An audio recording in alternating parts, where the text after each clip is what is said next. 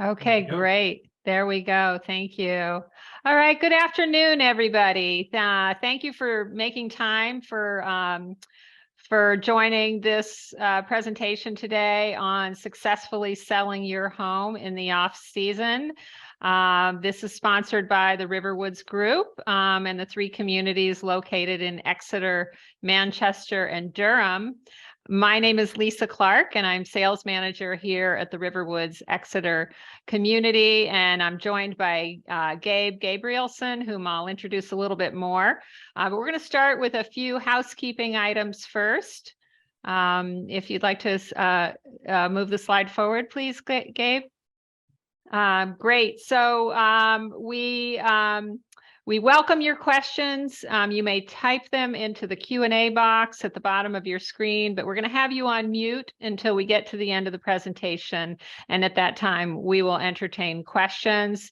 You can, we will also welcome, besides questions, your suggestions on how we can improve our presentations. And if you have any other topics that you think would be good topics to share with you all, we certainly welcome that.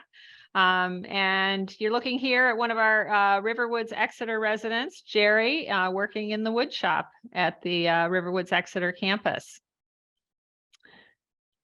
A little bit about Riverwoods, if you'd like to advance the slide, please, Gabe. Riverwoods now has 3 communities in New Hampshire. The original community in Exeter, the second community that we opened in Manchester, New Hampshire, and then in 2019 we opened Riverwoods Durham. And moving on to the next slide, we'll tell you a little bit about the type of services that we provide. We are all what's known as CCRCs, or continuing care retirement communities. Some of you who are joining today are very familiar with that because you may already be on a wait list for one of our communities, but some of you may be less familiar. So I'm just going to give a little overview on what a continuing care retirement community offers. We are actually a long-term care insurance product.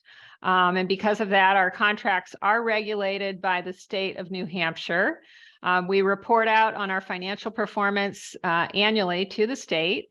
And as a long-term care insurance product, you're actually prepaying for potential care in assisted living, memory support, or nursing care. And because it is a prepaid medical expense, a portion of your entry fee when you come to live here, as well as your monthly service fees, may be tax deductible. All 3 of our communities are where you would enter while you're living independently. And take a break from doing any household maintenance. We take care of transportation when or if you need it. We provide a full slate of activities, educational programs, fitness options, and social activities. And really, it's a way for you to move into an environment where you can increase your circle of friends, have more socializing happening if you care to be more social, but really to stay in control of your life and be free of taking care of a home while you're here at Riverwoods. If you'd like to advance the slide, please. So today I want to introduce our presenter, Gabe Gabrielson. And Gabe is an expert on this topic of real estate. He is a broker with eXp Realty, and he's licensed in 3 states, having started his career in real estate in the Silicon Valley, which I think most people are aware that's a pretty volatile, high stakes place to be wheeling and dealing in real estate. And Gabe, prior to that, was actually came from an engineering background at a leading consulting firm. His agency, eXp Realty, is really one of the fastest growing agencies in the US. After spending time on the West Coast, Gabe is actually has returned to New England, having been raised here. And we thank him for his service as a US veteran, and also an electrical engineer, probably solving many problems along the way, and a true New Englander at heart. So Gabe, I'm going to turn it over to you at this point. All right, thank you, Lisa. Welcome, everybody. Today, what we're going to talk about is selling your home in the off season. First, what we want to do is define what is the off season. And here in New England, a lot of people will define that generally from the time school starts to the pickup in the spring. That's a broad, time differential there. You're 6 months or so. So about half of the year could be considered off season. Mostly people look at off season as being particularly around the holidays and towards the end of February. So that time frame, say November 1st through the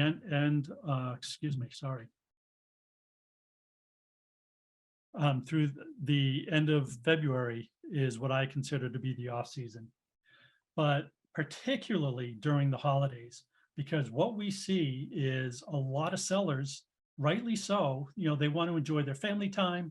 They want to enjoy vacation if they're taking it, they're getting time off from work, and they want to enjoy that time without the, quote, hassle of having their home on the market and having listing appointments or potentially open houses, those sorts of things. However, the buyers that are still looking during that time frame tend to be super serious, because they know that other buyers will be taking time off. So if they're out there, pounding the pavement, if you will, they feel like they could be more competitive, and maybe even they don't have to compete in a multiple offer situation. The serious buyers have more time. Typically during the holidays, everybody takes time off. So they're using that time to really be out there looking at everything they can on the market. And as a seller, or as a seller transitioning to buy something else, another thing to be looking at are homes that are not on the MLS.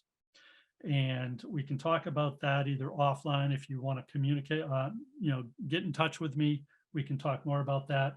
But there are ways to get homes that are not on the MLS as well. But the buyers that are serious during the holidays, they're looking to take time off and still continue their home search. Supply and demand is going to be in your favor. As sellers are taking their homes off the market, if you have yours on the market, there's going to be less supply and less competition for you. This particularly happens when you might have several homes in a tight geographic area that are on the market at the same time. Because one thing we do know in this industry is when one home comes on the market, within 90 days, we typically are going to see several more come on the market as well. So if everybody else is, I use the analogy jumping out of the pool and you're the only one in, well, that's going to be great for you. The other part of this is people tend to decorate their homes during the holidays. And with that, the houses show better. It also puts the buyers in a frame of mind where they go into a home, they smell the festivities, the holiday sounds, the smells, and selling residential real estate is an emotional business. It's not like commercial where the data, the numbers really drive the transaction. So if you have a place that is super inviting, shows super well, buyers tend to get more emotionally attached to that. So we talked earlier, a couple of minutes ago, about you as the seller taking time off to spend family time or vacation. That's fantastic. What we can still do during that time is you can schedule showings around that vacation or family time. In fact, if you're on vacation, it can be the best time to be showing your home, or maybe having an open house with your agent, because you're not there. You don't have to worry about, keeping it in show condition. You're off enjoying a vacation, and the agent is getting people into your property. So this one here, I'm just going to touch on it. If you're at the end of the year, a lot of your tax benefits that you have tend to be property taxes as well as your mortgage interest that you get to deduct. If you're selling during the holidays, you've captured most of that and you've already paid that out. So, that is an advantage, but talk with your accountant because there could be other tax advantages for you depending upon how your year has shaped up. You might have a portfolio where you have certain gains or losses that you have to work with and offset. Maybe it makes sense to do some type of a qualified charitable contribution that will factor into this. So I would say talk with your accountant. The other thing about selling during the holidays and any time of the year, if it's a seller's market, is you can negotiate a longer escrow period. So if you put your home on, say, November 1st, but you really don't want to be moving out until after the first of the year, you can extend out your escrow period. So say instead of taking 30 days to close, you decide you want to be 45 days. And then you negotiate a rent back from the buyer for another 45 days. Lenders typically don't like to do it more than 60 days because then to the buyer, they might consider that to be an investment property rather than their personal residence. All right. So I hope that that makes sense. This time of year, I am always encouraging sellers, if they're thinking of waiting till the new year, to really, really consider selling during the off season. I have a client that we're probably going to be going on the market just before Thanksgiving. And for all these same reasons I outlined to them, they've really embraced. So how do you go about finding an agent? First of all, ask for recommendations. Facebook is a great place for you to go on and say, hey, I'm looking to sell my house. Somebody please give me some recommendations. I would always start a little closer to home, if you will, from friends, families, colleagues. Maybe you had an agent that you used last time that was fantastic. No reason not to use them again. But, getting a referral or a recommendation is much better than just doing a Google search for agents, because there are so many ways that people can get themselves in front of Google, click for pay or, Angie's List kind of things. But that doesn't necessarily mean that they're a competent agent. And that leads us to bullet point number 2, which is ask for and interview references. So if you find an agent, say through Angie's List, that nobody you knew in this world had an agent, I find that hard to believe because you can't shake a stick without hitting 10 of us. Go through and do your due diligence. Interview their references and grill them. Obviously they're going to, give you references that are going to, make them shine, but ask some tough questions about them and really drill down. When you have the agent with you and you're now interviewing the agent themselves, ask things like, how do they market on and off MLS properties? How do they do interior and exterior video? Do they do drone footage? Do they do voiceover on their video? Do they only do still pictures? Are they doing a virtual tour, which is nothing more than taking the still images and panning around them? It's called the Ken Burns effect, and very easy to do in software, but it doesn't really lend itself to what consumers are looking for. 87% or so of buyers begin their search online. And it is imperative, and I probably can't stress this enough, it is imperative that what you present online is top notch. Ask the agent, are they using a professional? I hire a professional to do all my photographs, my video, my drones.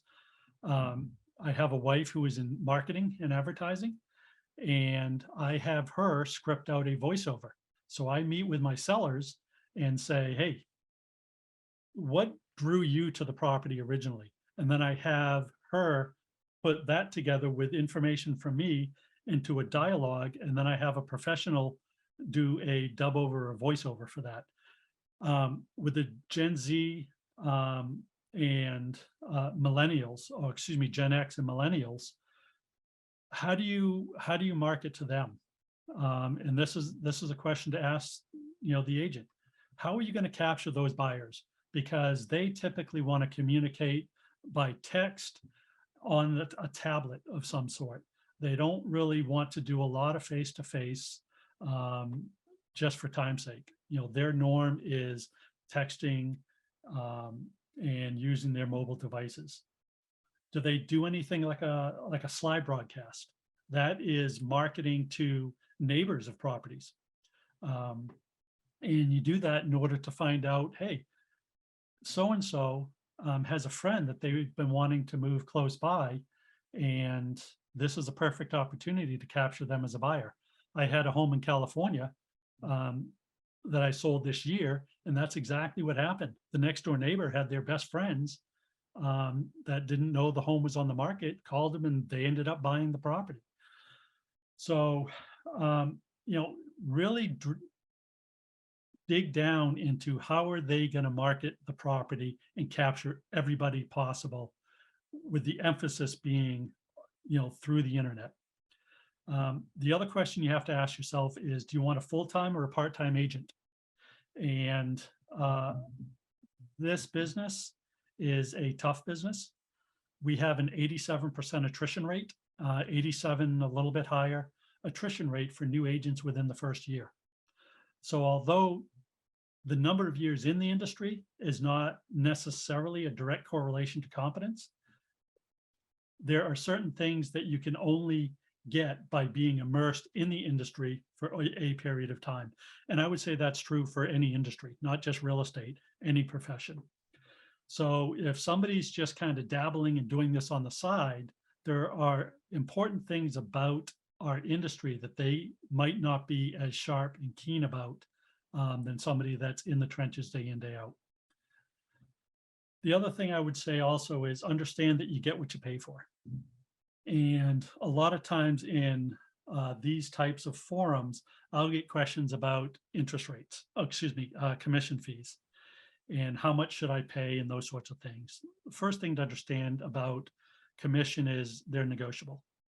So with that, talk with your agent, get an understanding of what you're expecting from them, because this is a partnership. And if you're in a transaction with a good agent, it is going to go seamless, because they're going to be able to anticipate problems, because every transaction has problems. They'll be able to anticipate them and hit them off at the pass, rather than it to kind of fester and become a bigger problem down the road in the transaction if, say, you're in escrow.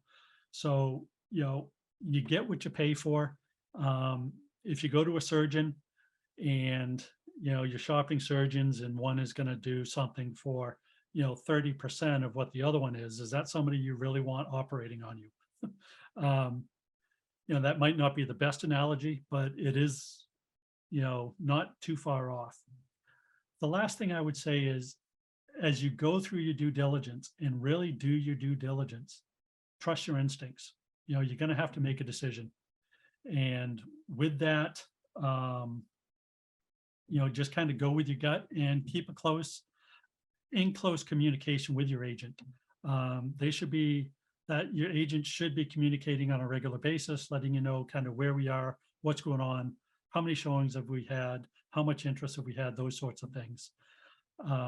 And if you trust your due diligence and you trust the agent, trust their advice. I would, Gabe, yes, we only have 5 minutes left, so I okay, want to make so sure you get through your conclusion and answer these yes. questions. Understand, real estate is cyclical. Markets are cyclical, rates are cyclical. Selling in the off season, I believe, is a great time.